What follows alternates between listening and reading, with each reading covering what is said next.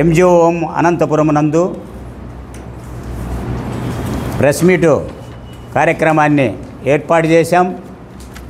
ఈ యొక్క press meet కార్యక్రమానికి, ఈ సభకి వచ్చేసినటువంటి నా రక్త బంధువులు, మిత్రులందరికీ, అక్కలకి, అన్నలకి, తమ్ముళ్ళకి, అందరికీ, సోదరీమణులందరికీ కూడా పేరు పేరున నా ఉద్యమ నమస్కారాలు తెలియజేసుకుంటున్నాను. ఈరోజు ఏదైతే ప్రెస్ మీట్ యొక్క ముఖ్య ఉద్దేశం, ఫిబ్రవరి 5వ తారీఖున విజయవాడనందు మన రాష్ట్ర అధ్యక్షులు పేరుపోగు వెంకటేశ్వరరావు గారి నాయకత్వంలో ఎంఆర్పిఎస్ లీడర్లు తెలంగాణలో దాదాపుగా 15 మంది రాష్ట్ర అధ్యక్షులు,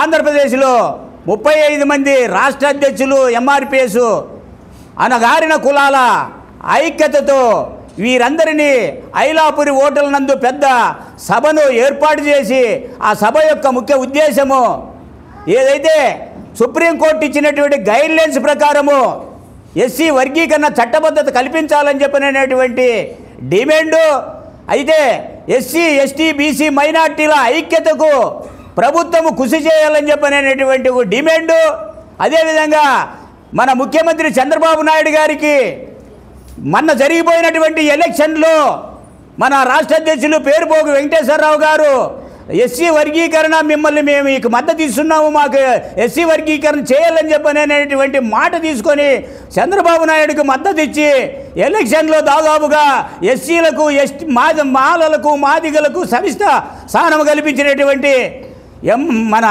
రాష్ట్ర ముఖ్యమంత్రి చంద్రబాబు నాయుడు గారికి 4 నెలలు కిందటనే హిందూపూర్ నుంచి ఇచ్చాపూర్ వరకు కూడా కృతజ్ఞత యాత్ర కార్యక్రమాన్ని భారీగా చేయడం జరిగింది.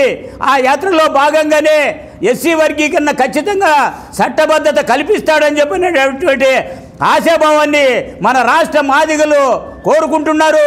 ఇప్పుడు కూడా ఆయన మీద ఒక నమ్మకం ఉంది.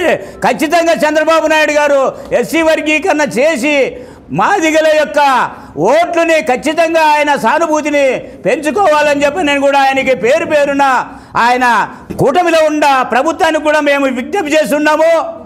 కూటమిలో ఉండబడినటువంటి పవన్ కళ్యాణ్ గారు కూడా దీనికి స్పందించి వర్గీకరణ వెంటనే మీ ప్రభుత్వము, బీజేపీ ప్రభుత్వము మన ఆంధ్రప్రదేశే కాకుండా దేశంలోనే రాజధానిలో కూడా ప్రధానమంత్రి నరేంద్ర మోడీ గారు కూడా ఉన్నారు. ఇదివరలే తెలంగాణలో కూడా మందకృష్ణ మీటింగ్కి వచ్చి ఆయన కూడా ఎస్సీ వర్గీకరణ చేస్తానని చెప్పాడు.